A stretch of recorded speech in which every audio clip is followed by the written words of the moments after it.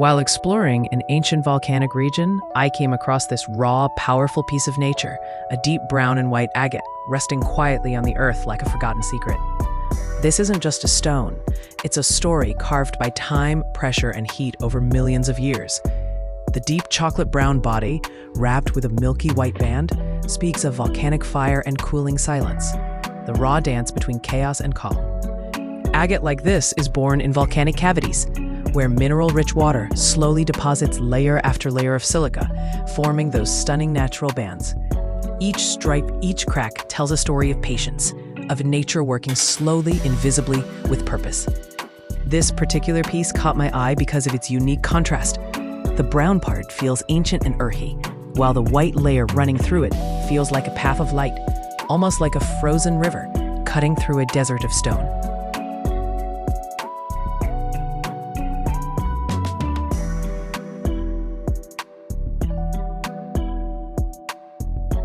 It's amazing how something so beautiful can exist in such a rough, untouched state. No polish, no human interference, just raw beauty shaped by the Earth's own hands. In crystal lore, agate is said to bring grounding energy, balance, and protection. It's a stone of strength, both physical and spiritual. And when found in a volcanic region like this, its energy feels even more intense, more primal.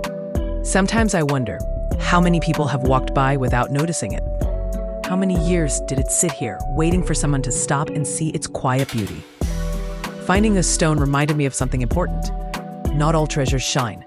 Some treasures speak softly, and if you listen, they'll tell you more than gold or diamonds ever could. This agate is now part of my personal collection, not because it's valuable, but because it holds a memory of place, of time, of nature's ancient breath. Have you ever found a stone?